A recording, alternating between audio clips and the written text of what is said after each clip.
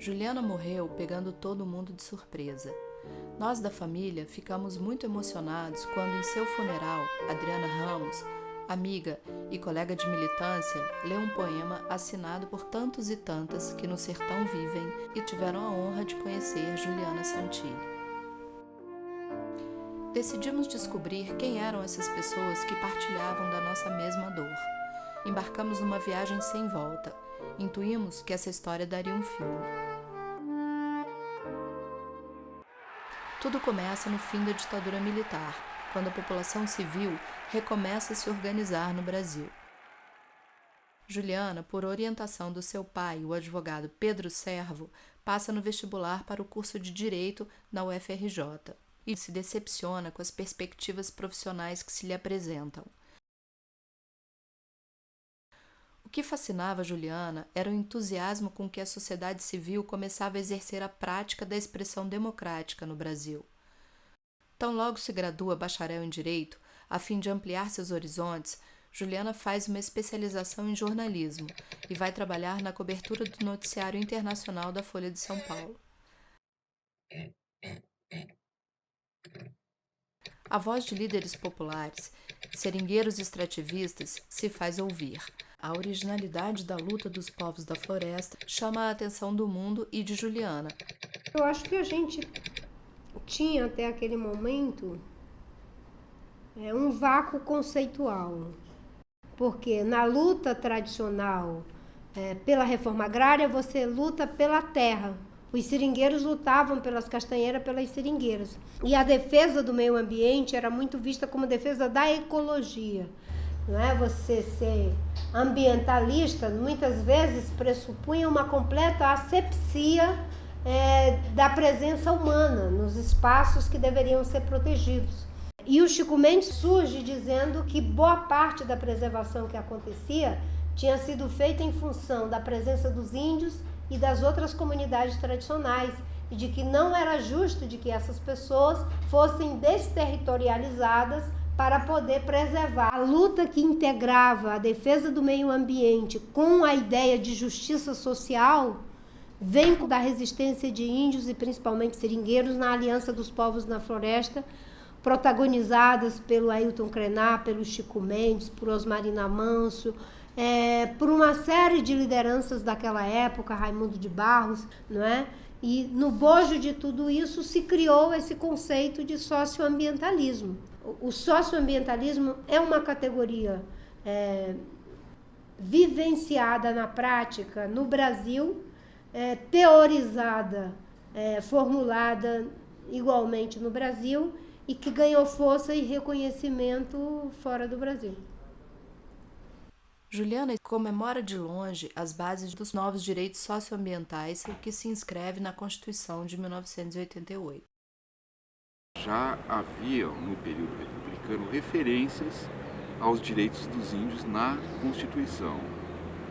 No entanto, os direitos que eram reconhecidos aos índios nessas constituições anteriores eram direitos provisórios, direitos que eles teriam enquanto continuassem sendo índios, havendo uma outra determinação constitucional no sentido de que o Estado promovesse a integração deles e, portanto, promovesse a sua desindianização. Isso caiu em 1988. A generosidade da Constituição de 1988 está precisamente nisso, em reconhecer aos índios, assim como aos quilombolas, assim como a outros segmentos da sociedade brasileira, direitos em caráter permanente. Juliana se vê estimulada a rever sua formação jurídica. Parte para Brasília, onde começa a trabalhar em organizações não governamentais, advogando em defesa dos povos da floresta. Ela mudou para Brasília, né? E veio trabalhar no grupo de direitos indígenas. É um trabalho que tinha como objetivo fundamental consolidar aqueles direitos que haviam sido conquistados pelos índios no texto da nova Constituição, né? Através de ações na justiça que pudessem gerar jurisprudências favoráveis a esses direitos. Esse era o trabalho dela. O Núcleo de Direitos Indígenas existiu durante 6 anos, até se fundir no ISA, no Instituto Socioambiental. O Núcleo de Direitos Indígenas nunca perdeu uma ação na justiça.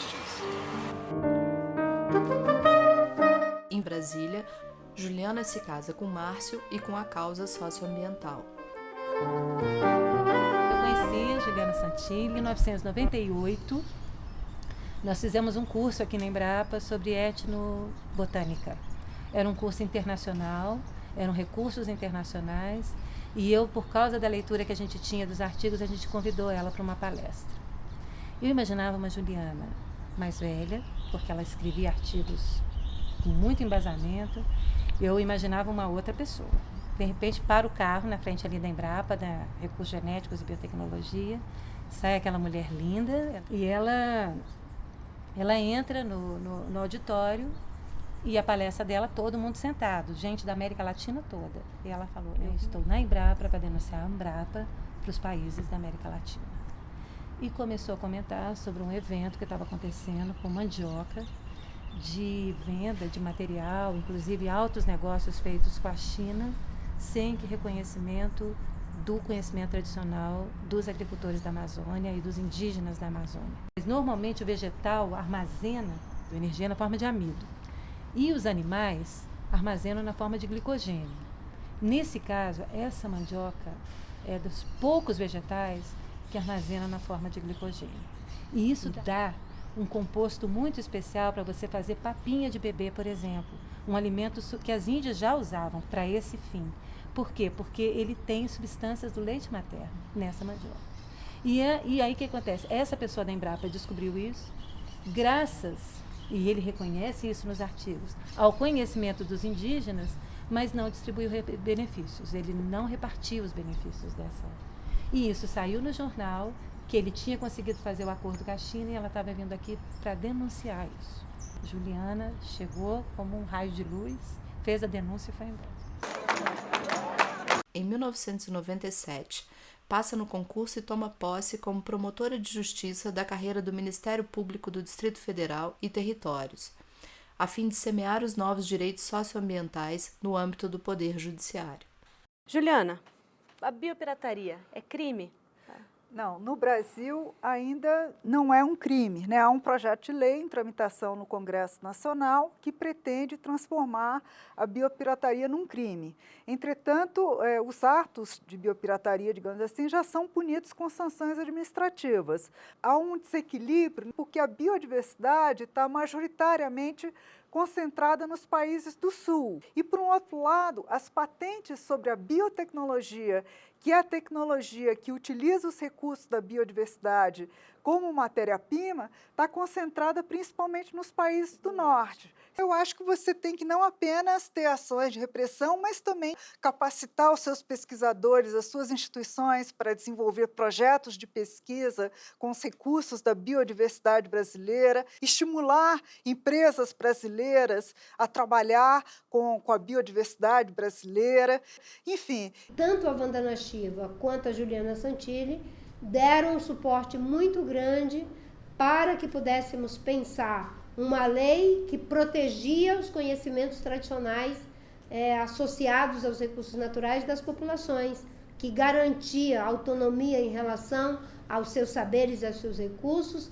alguma forma de remuneração quando isso fosse desejado, a ideia de consentimento prévio informado. Todos esses conceitos eles foram trazidos para a Lei de Acesso aos Recursos Genéticos da Biodiversidade Brasileira, muito inspirados no trabalho da Juliana Santilli e no trabalho que a Vandana Shiva vinha fazendo na Índia.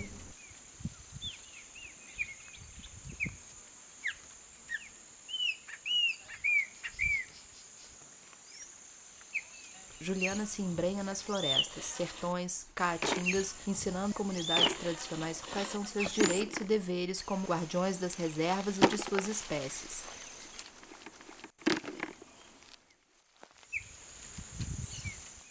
As comunidades elas já têm conhecimento sobre o produto, né?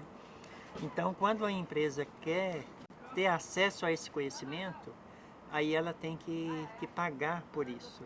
E esses recursos oriundos, né, da parte de repartição de benefício e conhecimento tradicional associado tem que ser reinvestido na parte de conservação. Aqui no caso, por exemplo, a gente estava dialogando com uma empresa grande, né, que trabalha com cosméticos, né? A Juliana, ela ajudou muito, né, a explicitando como é que é a questão da legislação sobre esse tema, né? E isso ajudou muito a cooperativa nas tomadas de decisões.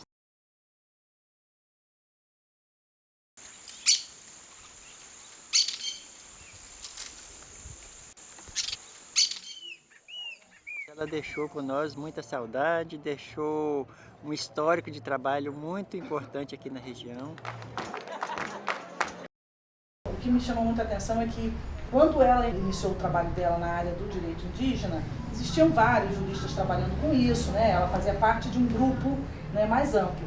Quando ela enveredou para a formulação no campo do socioambientalismo, principalmente depois da agrobiodiversidade, ela de fato foi à vanguarda, né? Você ter sistemas agrícolas reconhecidos como patrimônio imaterial, né, e reconhecido o papel dos agricultores nesses processos, é uma coisa que tem muito embasamento no trabalho que ela fez. A maior parte das políticas públicas e dos próprios ambientalistas estão muito preocupadas com as plantas e animais silvestres. E a biodiversidade agrícola ou agrobiodiversidade, ela está, na verdade, muito mais presente na nossa vida, porque ela está diretamente associada à qualidade dos alimentos que nós comemos, à nossa segurança alimentar, e mesmo o direito ambiental tem se ocupado muito pouco desse tema. O reconhecimento da importância do trabalho dos agricultores, né, na coleção das sementes, no melhoramento das espécies, foi para eles uma grande descoberta e empoderou eles para um processo de disputa que agora está acontecendo e que não teria acontecido se eles não tivessem um apoio, se eles não encontrassem, né, alguém que dissesse para eles: não, vai lá, vocês têm direito, está aqui a base do direito de vocês.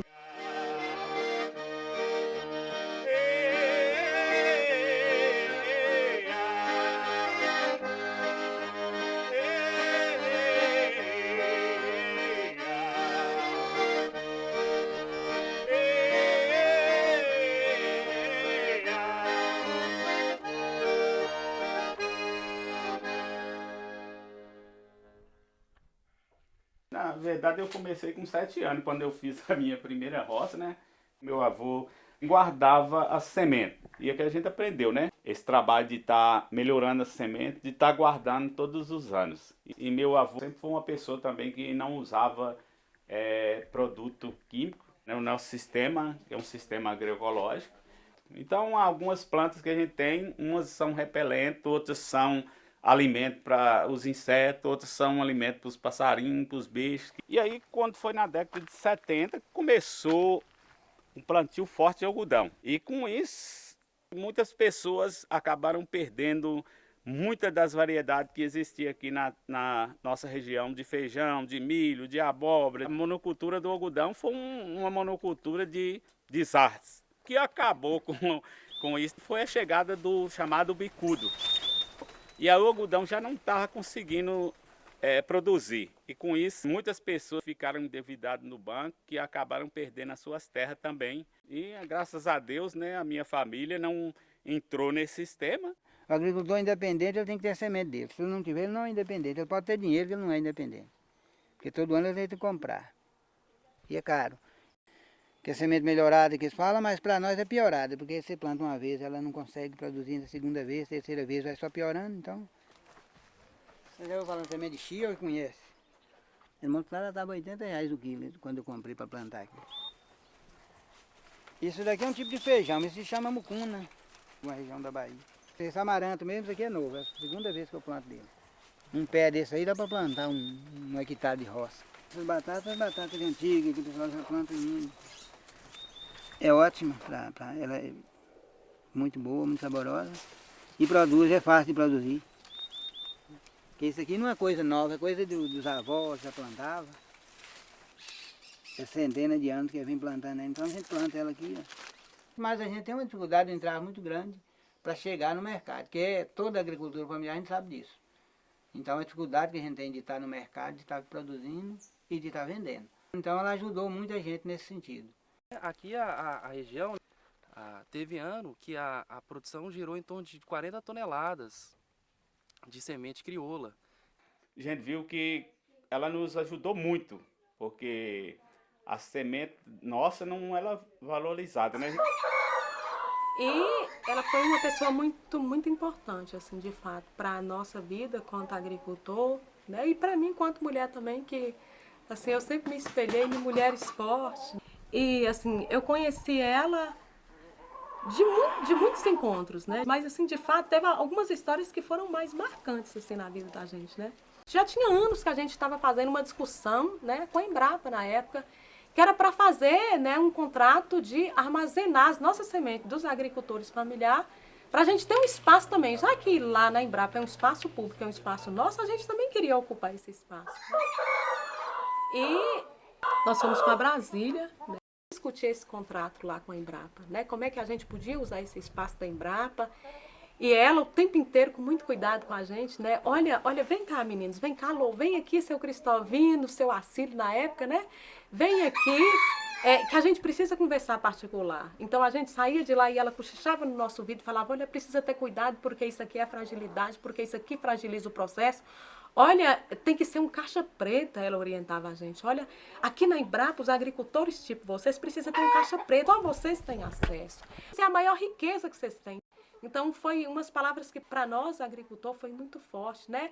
E com isso, se não fosse esse incentivo que ela nos deu, né? Com certamente, muitas dessas sementes a gente tinha perdido.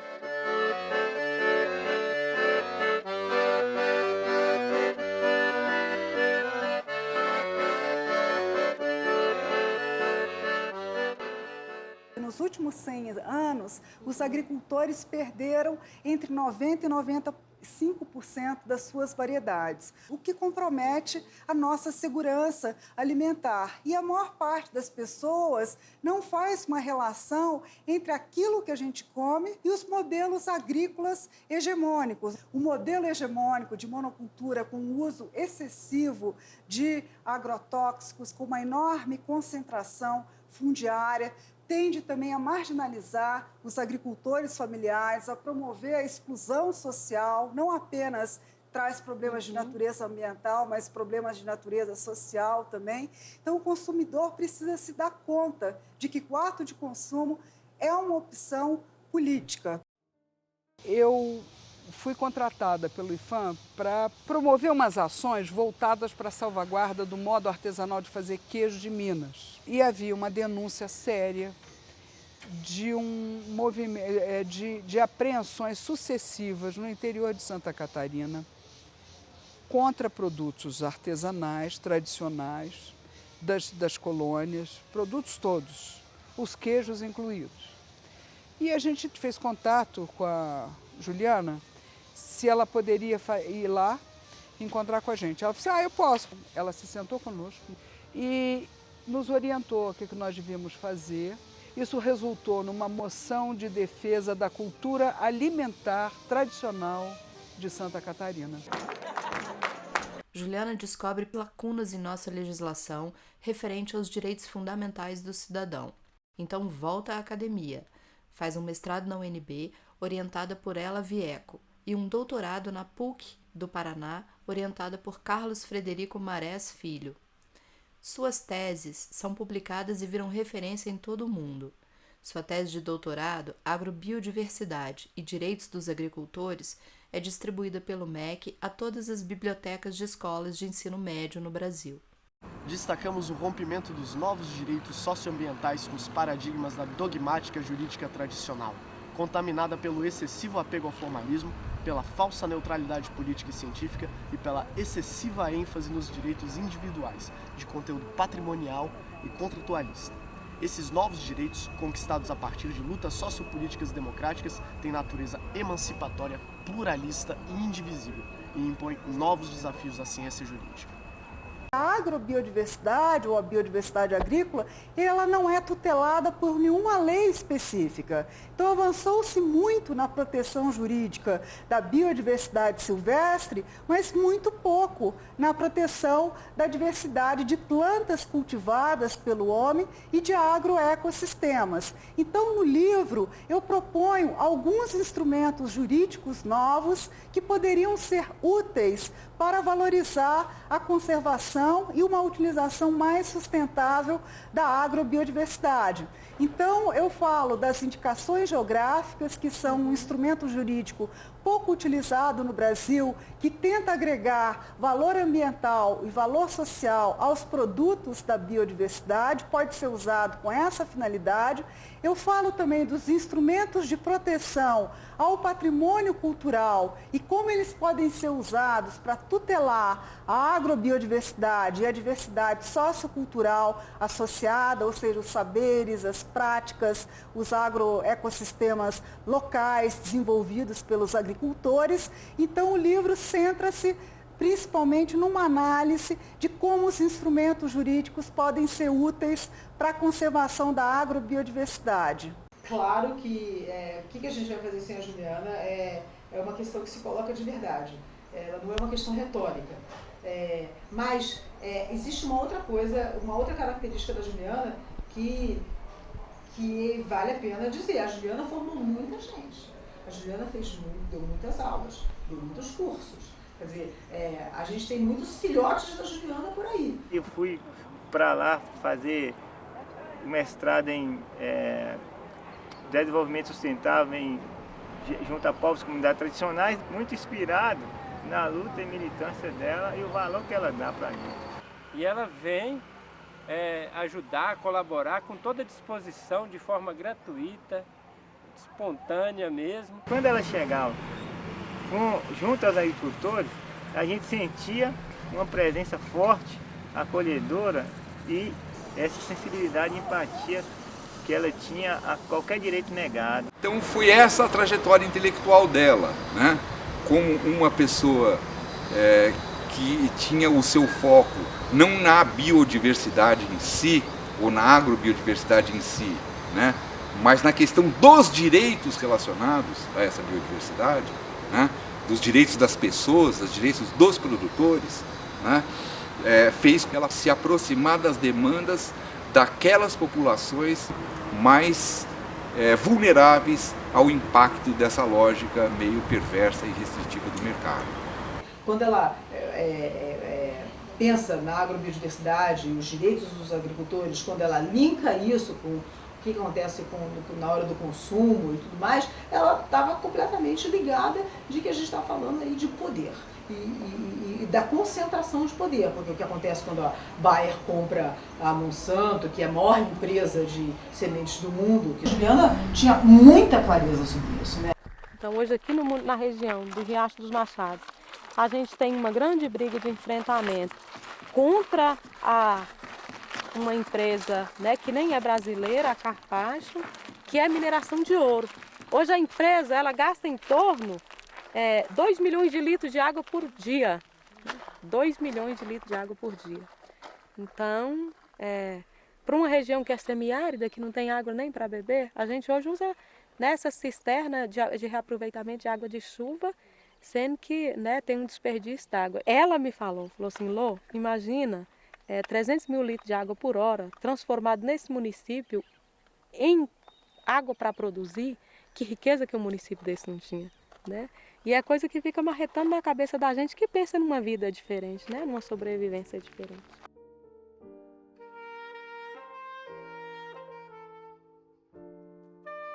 Além de uma produção literária que tornou-se referência na área do direito ambiental, Juliana lecionou, ministrou palestras, seminários e oficinas em vários países da África, Ásia, Europa, América Latina, com o intuito de difundir o novo vocabulário e divulgar o novo repertório de conceitos, valores e direitos que ela ajudou a criar. Sua luta é reconhecida em diversas partes do mundo.